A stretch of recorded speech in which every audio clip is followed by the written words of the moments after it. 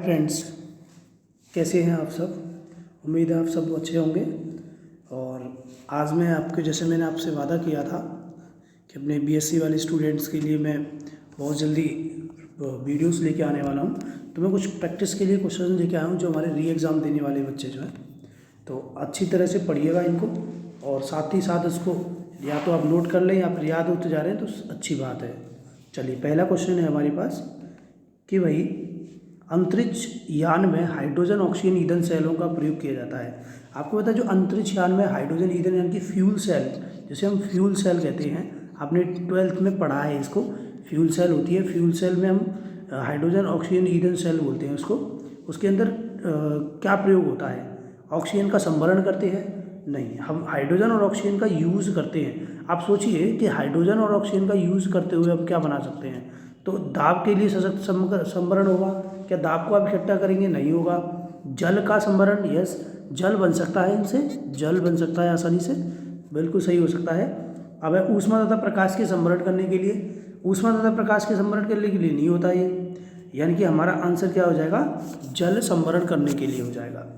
ठीक है, जल संभरण करने के लिए हो जाएगा। पक्का ही आपको याद करना पड़ेगा इसको। ठीक है, आगे नेक्स्ट क्वेश्चन देखते हैं। नेक्स्ट क्वेश्चन देखिएगा। नेक्स्ट क्वेश्चन है हमारे पास cell Na2+ ion 1.0 m, salt bridge Au3+ ion 1.0 m, then Au3+ ion से क्या बन रहा है? Au बन रहा है। देखो, जब हमारी ये कॉन्सेंट्रेशन है ना, जब 1 इक्वल होती हैं तो हमारा एक फ़ायदा हो जाता है कि हम डायरेक्टली एक फार्मूला यूज़ कर सकते हैं जो हमारे पास E0 सेल के लिए होता है, या ये E0 सेल ई सेल के बराबर हो जाती है। अब ये क्या चीज़ है दोनों? इसे तो हम कहते हैं मानक रिडक्शन, जो है सेल के लिए मानक इलेक्ट्रॉन पोटेंशियल, और ये क्या है? EMF होता है, इलेक्ट्रोमोटिव फोर्स, मतलब विद्युत वाहक बल। ये दोनों बराबर होते हैं तो हम सिंपल E0 सेल का ही फॉर्मूला लगा सकते हैं। और E0 सेल का फॉर्मूला होता है E0 cathode minus E0 anode. थोड़ा दिखेगा कम, मैं इसको थोड़ा अच्छी तरह से समझा देता हूँ इधर। ठीक है, इधर समझा देता हूँ मैं आपको इसको। देखें, E0 cell is equal to E0 cathode minus E0 anode होता है। ठीक है, तो इसमें क्या क्या दे रखा है आपको? इसमें दे रखा है आपको कि भाई जो Na2+ आयन से Na की वैल्यू है, उसकी जो E0 की वैल्यू है वो कितनी है आपकी? -0.25 है। और Au3+ आयन से Au की वैल्यू जो है, उसके E0 की वैल्यू 1.50 है। और जो आपको रिएक्शन दे रखा है, जो आपको रिप्रेजेंटेशन दे रखा है सेल का, वो कुछ ऐसा है, ऐसा है 1.0 m, कुछ ऐसा है Au3+ आयन टू Au। अब आप इधर से आप देख सकते हैं कि ये Na2+ आयन हो रहा है Ni से। तो जब भी हमारा चार्ज बढ़ेगा तो वहाँ ऑक्सीडेशन होता है, पक्का याद रखना आप लोग। जब भी किसी का चार्ज इंक्रीज होगा तो वहाँ ऑक्सीडेशन होगा, और चार्ज डिक्रीज होगा तो वहाँ पर रिडक्शन होगा। तो ये ऑक्सीडेशन हो गया, तो एक पॉइंट याद रखने ना, LOAN, lawn. L for left side होता है, O फॉर ऑक्सीडेशन होता है, और A फॉर एनोड होता है। ठीक है, और N फॉर नेगेटिव। थोड़ा मैंने ऐसे ही लिखा हूँ ताकि थोड़ा, एक्चुअली ये मोबाइल की स्क्रीन पर लिख रहा हूँ इस वजह से, और आप मैं जो बोल रहा हूँ वो लिख लीजिएगा खुद ही। O for oxidation, A for anode, LOAN होता है ये। ठीक है, तो LOAN के लिए अगर जहाँ ऑक्सीडेशन होगा वो एनोड होगा और वो नेगेटिवली चार्ज होगा। तो हमको पता चल गया कि कौन एनोड है और कौन कैथोड है। अगर ये ऑक्सीडेशन हो रहा है तो ये मेरे पास क्या है? एनोड। तो ये क्या हुआ? ऑटोमेटिकली कैथोड हो जाएगा। तो आप सोचिएगा, ये वाला जो है E0 कैथोड एनोड की वैल्यू हो जाएगी, और ये वाली वैल्यू E0 कैथोड की वैल्यू हो जाएगी। कुछ नहीं करना, अब हमको इसे पुट कर देना है। देखो, पुट कर देते हैं वैल्यू को। क्या आएगी वैल्यू? कि मेरे पास E0 सेल की जो वैल्यू आ जाएगी वो होएगी 1.75। देखो, ये किसकी वैल्यू थी? ये किसकी वैल्यू थी भाई? ठीक है, ये किसकी वैल्यू थी? ये ई नॉट कैथोड की वैल्यू है और माइनस, फिर माइनस के 0.25 है, आप 1.75 और ये माइनस प्लस हो गया 0.25। ठीक है, तो आसानी से आंसर कितना आ गया, ये 1.75 नहीं है, सॉरी 1.50 होना चाहिए, यही होगा क्वेश्चन में, 1.50 है। ठीक है, तो आंसर क्या आ जाएगा, इन दोनों को जोड़ने पर 1.75 आंसर है इसका। तो आप समझ ही गए होंगे इस क्वेश्चन को कैसे करना है, ज़रा एक बार फिर से देख लीजिए। ई नॉट सेल कैथोड माइनस के एनोड रह जाएगा, और एनोड हमने पहचान लिया, ये एनोड है, और उसके बाद एनोड और कैथोड पहचानने के बाद हमने क्या कर दिया, इन दोनों की वैल्यू पुट कर दी और हमारे आंसर आ गया कितना, 1.05। तो देखिए ज़रा क्या आएगा आंसर, ज़रा देखें, ये आंसर हो जाएगा इसका 1.75। ठीक है, 1.75 सॉल्यूशन करना आ गया होगा, एक बार फिर से रिपीट कर लेना, नहीं आया हो तो आपके हाथ में सब कुछ है इस टाइम पे, आप चाहें तो कहीं पे भी इस वीडियो को रोक सकते हैं, कहीं पे आगे बढ़ा सकते हैं। ठीक है, तो लेकिन पूरा वीडियो देखिएगा ताकि आपको समझ में आ जाए, और ये क्वेश्चन काम आएंगे, पक्का आने वाले हैं, इनमें से बहुत सारे क्वेश्चन आ सकते हैं। देखिए एक एक चैप्टर को मैं उठा के चलना, अभी ये इलेक्ट्रोकेमिस्ट्री के क्वेश्चन उठाए मैंने इलेक्ट्रोकेमिस्ट्री के क्वेश्चन उठाए हैं, इलेक्ट्रोकेमिस्ट्री वाली यूनिट उठाई है। तो लेड संचायक बैटरी जब आवेशित होती है तब लेड इलेक्ट्रोड पर लेड सल्फेट की मतलब ये क्या कह रहा है कि एक संचायक बैटरी जो होती है अगर वो आवेशित की जाए तो आवेशित होगी तो आपके भाई लेड सल्फेट, मतलब आपके घर में जो इन्वर्टर वाली बैटरी है उसके अंदर क्या है, उसके अंदर सल्फ्यूरिक एसिड मेन होता है। सल्फ्यूरिक एसिड क्या होगा, खत्म हो जाएगा तो बैटरी भी खत्म होने लगती है, तो पहले क्या होगा, सल्फ्यूरिक एसिड बनना चाहिए इसके अंदर। जब चार्ज होगी तो हमेशा सल्फ्यूरिक एसिड बनेगा, और जब उसे आप यूज़ करेंगे तो सल्फ्यूरिक एसिड क्या होगा, उसके अंदर यूज़ होगा, खत्म धीरे धीरे कम होने लगेगा। तो ज़्यादातर सल्फ्यूरिक एसिड ही बनना चाहिए। तो लेड इलेक्ट्रोड पर लेड सल्फेट की परत जम जाती है, लेड डाइऑक्साइड घुलता है, या सल्फ्यूरिक अम्ल पुनः बनता है। यस, सल्फ्यूरिक अम्ल पुनः बनता है, और सल्फ्यूरिक अम्ल की मात्रा घटती है नहीं। घटती कब है सल्फ्यूरिक अम्ल की मात्रा, जब आप उसको यूज़ करेंगे, जब आप उसे यूज़ करेंगे, ये जब आप उसको चार्ज करेंगे, आवेशित करेंगे, तब के लिए आपको वो सल्फ्यूरिक अम्ल बनेगा। ठीक है, नेक्स्ट क्वेश्चन चलते हैं। नेक्स्ट क्वेश्चन क्या है हमारे पास, चांदी के एक कप में, देखो ये क्वेश्चन थोड़ा समझने वाला है, फेराडे लॉज जो आपने पढ़े हुए उसके ऊपर है। चांदी के एक कप पर 365 कूलाम की विद्युत धारा प्रवाहित करके चांदी चढ़ाई गई। इस प्रकार कितनी चांदी जमा हुई। आपको एक चांदी का एक कप दे रखा है, तो चांदी बोले तो Ag है यहाँ, Ag। ठीक है, और Ag का जो एटॉमिक मास होता है वो कितना होता है बेटा जी, 107.87 या 108 भी बोल सकते हैं। ठीक है, तो 107.87 होता है इसका एटॉमिक मास। अब क्या कर रहा है कि चांदी के एक कप में 365 कूलाम है, तो एक बात सोचिएगा कि मैं आपसे बोलूं कि भाई 1 फेराडे जो चार्ज है उसके अंदर कितनी चांदी है, 107.87, चूँकि इस पर एक चार्ज होता है तो 1 फेराडे होगा। अब मैं आपसे कहूँ कि भाई 1 कूलाम की वैल्यू निकाल लो, तो 1 कूलाम की कितनी हो जाएगी, आप इसको नीचे लेके जाइए, 107.87 बाई कितना मास आएगा इसका, 96500। ये कहाँ से आया, ये 1 फेराडे की वैल्यू होती है, 96500 होती कितनी है वैसे, 968487 होती है, लेकिन 00 ये हम अप्रॉक्सीमेट में मानते हैं। ठीक है, तो इसका मैंने डिवाइड कर दिया, डिवाइड करने के बाद मेरे पास 1 कूलाम में इतना है, तो सोचिएगा 1 कूलाम की वैल्यू मेरे पास इतनी है, 1 कूलाम में इतने ग्राम आ गया मुझे कोई भी, तो बताओ 965 में अगर मैं ऐसे कहूँ भाई एक ग्राम या फिर एक सेब जो है इतने रुपए का आता है, तो इतने सेब कितने के आएंगे, 965 सेब कितने के आएंगे, यानी कि 965 कूलाम कितने मास के बराबर होगा। इसका मल्टीप्लाई कर देंगे आप, आसानी से आप मल्टीप्लाई कर देंगे इसका, बोलो बात समझ में आई कि नहीं, आसानी से आप इसका मल्टीप्लिकेशन कर देंगे। तो मल्टीप्लिकेशन में क्या आ जाएगा, आपका जो सॉल्यूशन करेंगे, इसका सॉल्यूशन करेंगे, इसके साथ मल्टीप्लाई करेंगे 965 का जो ऊपर दिख रहा है, तो आप इसके साथ 965 का मल्टीप्लाई कर देंगे। इसको सॉल्यूशन करने के बाद ये कितनी बार कटेगा, 100 बार। आप ये दोनों पॉइंट कहाँ जाएंगे, यहाँ, तो तो मेरा आंसर क्या आ जाएगा ये। ठीक है, समझ में नहीं आए तो कमेंट करिएगा, या फिर समझ में आ रहा है या जो भी है आप हमें बताइएगा, ताकि और इम्प्रूवमेंट करें हम इसके अंदर। ठीक है जी, चलिए आगे चलते हैं। अगला पॉइंट हमारा, इसमें क्या किया मैंने, डिवाइड किया। ये 100 टाइम कट गया है, 100 टाइम कट गया, 100 का डिवाइड करेंगे तो पॉइंट आगे आ जाता है। डिवाइड करने के बाद आपको ये आता ही होगा। चलिए आगे नेक्स्ट क्वेश्चन करते हैं।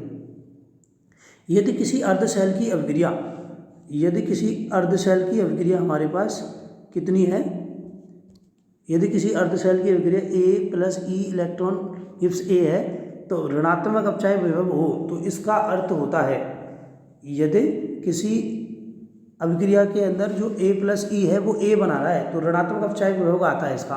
तो एक बात ध्यान रखिएगा, ऋणात्मक अपचायक विभव किसका आएगा।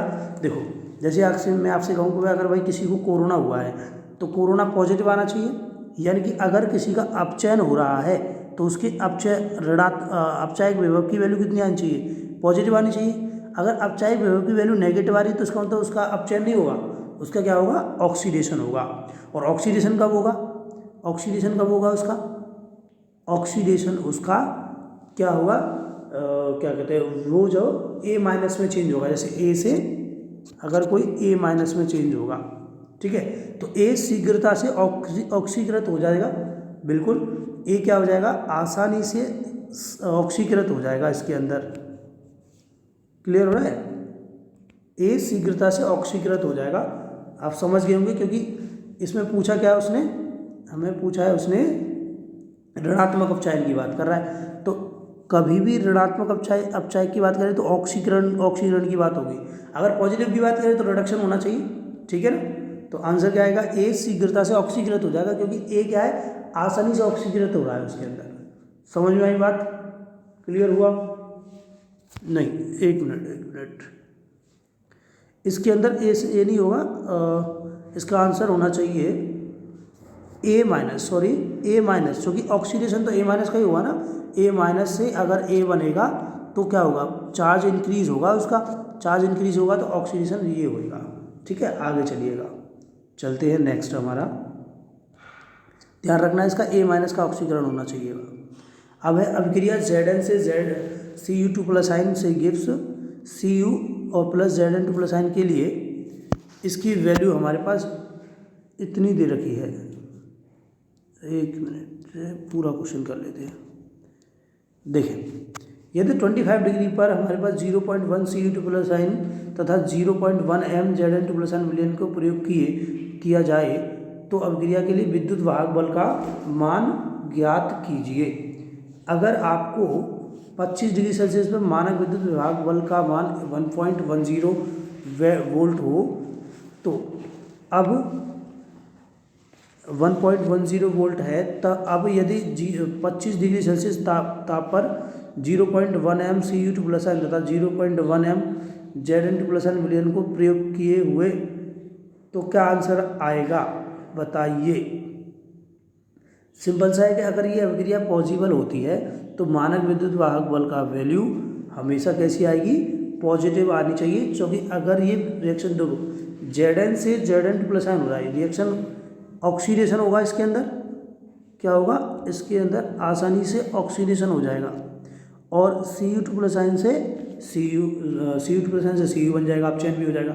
तो इस केस में क्या होगा, हमारे पास इन दोनों का जो मानक अपचयन विभव है वो पॉजिटिव ही आना चाहिए। तो हमेशा पॉजिटिव आएगा अगर कोई वैल्यू हमारे पास फिजिबल है। मतलब अगर दो चीज़ों के बीच में अगर हमने रिएक्शन करानी है वो फिजिबल कब होगी, जब उनके मानक अपचयन विभव यानी विद्युत वाहक बल की वैल्यू पॉजिटिव होगी। ठीक है, पक्का ही आपको याद रखना है। आगे 7वां क्वेश्चन देखिए। 7वां क्वेश्चन है, विद्युत रासायनिक सिद्धांत के आयरन के जलीय संचरण में कैथोड पर निम्न अभिक्रिया होती है। ये आपसे बोल रहा है कि कैथोड पर कौन सी अभिक्रिया होगी। इसके अंदर विद्युत रासायनिक सिद्धांत के अनुसार आपको बताना है कि कैथोड पर कौन सी अभिक्रिया होगी इसके अंदर। तो हमेशा याद रखना है, इसके अंदर जो आयरन जलीय संचरण पर मैं बात कर रहा है तो हमेशा इसकी वैल्यू क्या आएगी, मेरे पास ये आएगा आंसर, ये O2 plus 4H plus ion 4 electron जुड़ेंगे इसके अंदर। कैथोड पर हो रही है ना, क्योंकि कैथोड क्या होगा, रिड्यूस होगा, रिड्यूस मतलब इलेक्ट्रॉन लेगा, सिंपल सी बात है। यहाँ पर इलेक्ट्रॉन क्या कर रहे हैं, जा रहे हैं, इलेक्ट्रॉन रिलीज हो रहे हैं। जहाँ इलेक्ट्रॉन रिलीज होगा वहाँ ऑक्सीडेशन होगा, जहाँ इलेक्ट्रॉन का एडिशन होगा, जहाँ इलेक्ट्रॉन का एडिशन होगा वहाँ रिडक्शन होगा। रिडक्शन होगा वो क्या होगा, कैथोड होगा।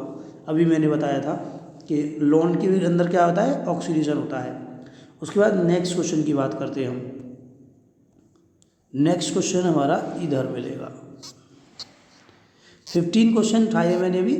जैसे अगर आपको अच्छा लगेगा, इंटरेस्ट दिखाएंगे तो मैं और अच्छे अच्छे क्वेश्चन लेके आऊँगा आप लोगों के लिए। बस सब्सक्राइब करिए और इसको शेयर करिए ज़्यादा से ज़्यादा, ताकि मैं डेली आपके लिए क्वेश्चंस लेके आऊँ बहुत अच्छे अच्छे। और जो मेरे प्रीवियस ईयर का जो पेपर है वो भी मैंने उसके आंसर करके डाल दिए हैं, आप चाहें तो उसको देख लीजिएगा। मैं इसमें इसकी जो है वो डाल दूँगा, लिंक डाल दूँगा। और दूसरा ये कि आपके पास एक विद्युत रासायनिक श्रेणी होती है, उसको मैं ट्रिक्स भी बनाई हुई है, उसको कैसे याद रखना है, उसके ऊपर क्वेश्चन कैसे करने हैं, आ सकते हैं उसमें से भी क्वेश्चन, तो वो भी मैं इसके अंदर लिंक में डाल दूंगा। तो वीडियो के लिंक में जाकर के, डिस्क्रिप्शन में जाकर के आसानी से आप उसको देख सकते हैं। देखिए अगला क्वेश्चन है मेरा, लेड स्टोरेज बैटरी को आवेशित करने के पश्चात कैथोड पर प्राप्त होने वाली अभिक्रिया। अगर आप इस रिएक्शन को पढ़ेंगे तो आप इसके अंदर देखेंगे जो लेड स्टोरेज बैटरी है उसके अंदर हमारे पास जो रिएक्शन होती है वो हमेशा ये वाली रिएक्शन होती है। ये मैं कराऊंगा तब, क्योंकि एक और चीज़ देखो, आप लेड स्टोरेज बैटरी को आवेशित कर रहे हैं तो देखो कैथोड पर क्या होता है, कैथोड पर इलेक्ट्रॉन क्या करते हैं, हमेशा जुड़ते हैं। लेकिन जब आवेशित होती है तो उल्टा कहानी हो जाती है उसके अंदर। आवेशित होने पे इलेक्ट्रॉन निकलेंगे उसके अंदर, हमेशा याद रखना। आवेशित होगी क्या होगा तो उसके अंदर से इलेक्ट्रॉन निकलेंगे हमेशा। तो आंसर PbSO4 से क्या बन जाएगा, PbO2 बनेगा, पक्का याद रखना है। और मैं जब इसे पढ़ाऊँगा, अगर आप कहेंगे तो मैं पढ़ा भी दूंगा इस टॉपिक को, तो आपको वहाँ से भी हो जाएगा। ठीक है, अभी हम क्वेश्चन डिस्कस कर रहे हैं, आंसर याद रखने का। आगे क्वेश्चन नंबर 10, एक विद्युत अपघट्य में वियोजन की मात्रा बढ़ती है। किसी विद्युत अपघट्य में वियोजन की जो मात्रा होती है वो कैसे बढ़ती है। अरे ये क्वेश्चन तो छूट गया, एक मिनट, सॉरी। विद्युत अपघट्य की प्रक्रिया में विद्युत अपघट्य के धनायन तथा ऋणायन होते हैं। हमेशा विद्युत अपघट्य की प्रक्रिया में विद्युत अपघट्य के धनायन तथा ऋणायन होते हैं, एक दूसरे से विसर्जित हो जाते हैं। मतलब अगर मान लो हमने किसी के अंदर विद्युत अपघट्य डाला तो क्या होंगे, विसर्जित हो जाएंगे। जैसे हमने किसी को मूर्ति को विसर्जित किया वो फैल जाती है, तो आयन क्या हो जाएंगे, दूर दूर हो जाएंगे वहाँ पर। ठीक है, सिंपल है। यहाँ पर विद्युत अपघट्य की प्रक्रिया में विद्युत अपघट्य के धनायन और ऋणायन हमेशा क्या होंगे, विसर्जित हो जाएंगे उसके अंदर। ओके, उसके बाद आगे चलते हैं। 10th क्वेश्चन है हमारे पास, एक विद्युत अपघट्य में वियोजन की मात्रा बढ़ती है। कब बढ़ेगी वियोजन की मात्रा, वियोजन मतलब वियोजित कब होगा, विलयन के तापमान में वृद्धि करने पर हो सकता है, निम्न परावैद्युत स्थिरांक के विलय का उपयोग करने पर। ऐसा तो कुछ भी नहीं होता परावैद्युत स्थिरांक के विलयन का उपयोग करने पर। समायनों की उपस्थिति में, समायन की उपस्थिति में नहीं होता। विलयन की सांद्रता बढ़ाने पर, विलयन की सांद्रता बढ़ाने पर कैसे बढ़ जाएगा।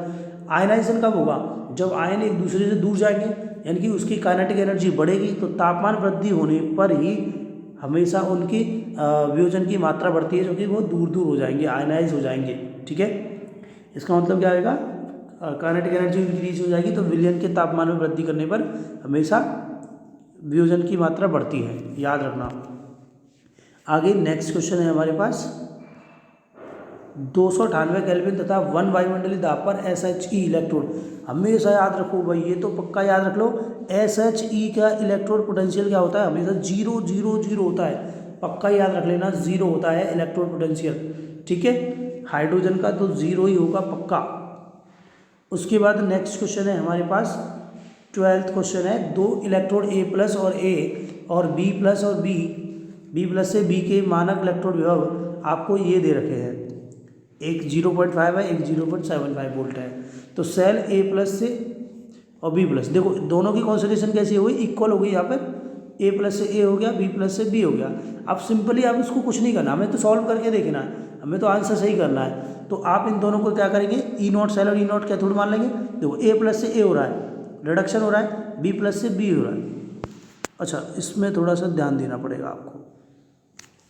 इसमें क्या ध्यान देना पड़ेगा, आपको देखना पड़ेगा इसके अंदर जो है कि जो इसके अंदर रिडक्शन कहाँ हो रहा है और ऑक्सीडेशन कहाँ हो रहा है, इसके अंदर रिडक्शन कहाँ हो रहा है और ऑक्सीडेशन कहाँ पर हो रहा है।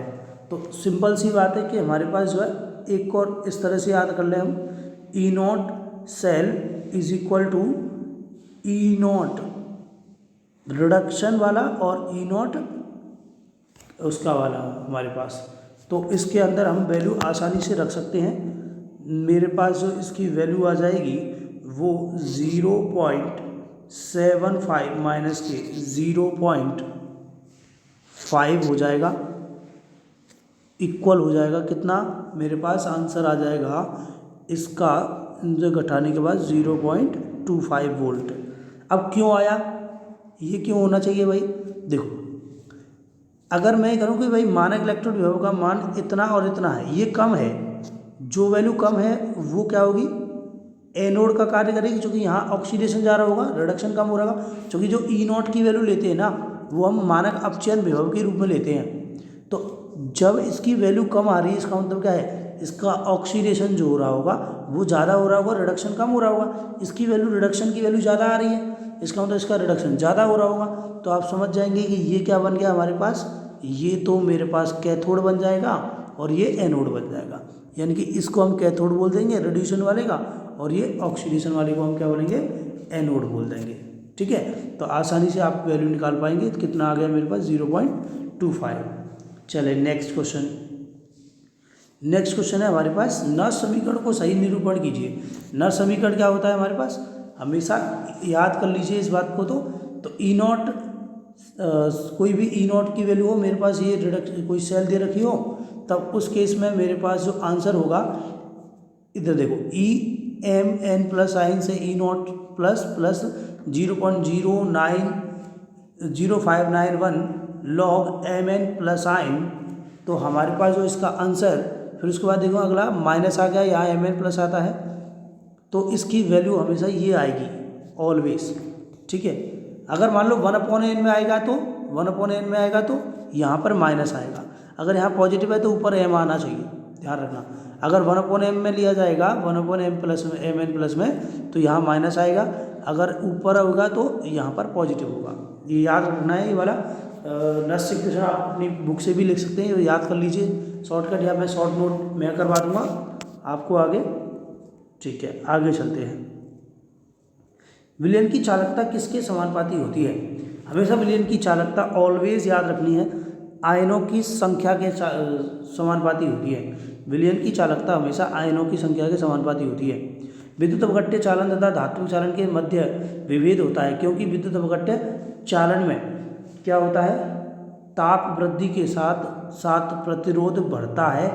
याद, उसके बाद क्या, ताप वृद्धि के साथ साथ प्रतिरोध घटता है, या धारा प्रवाह से ऊष्मा उत्पन्न होती है। एक बात बताऊँ, अगर मैं किसी विलयन में मैंने विद्युत अपघट्य डाल दिया और ताप बढ़ा दें तो क्या होगा, आयनाइज ज़्यादा हो रहा है, आयनाइज जितना ज़्यादा होगा उसमें उतना अच्छी विद्युत धारा प्रवाहित होगी कि नहीं होगी। इसका मतलब है उसका प्रतिरोध उतना ही कम हो जाएगा। तो इसका मतलब मेरे पास आंसर क्या आ जाएगा, ये आ जाएगा, ताप वृद्धि के साथ साथ प्रतिरोध हमेशा घटता है, याद रखना। ठीक है, तो आज के लिए इतना ही। अगर आप चैनल पर न्यू हो तो आप जल्दी से सब्सक्राइब करें और ज़्यादा से ज़्यादा शेयर करें, ताकि आपके फ्रेंड्स के पास भी पहुंच जाए ये वीडियो और उनको भी कुछ फ़ायदा हो जाए। ठीक है, थैंक यू सो मच।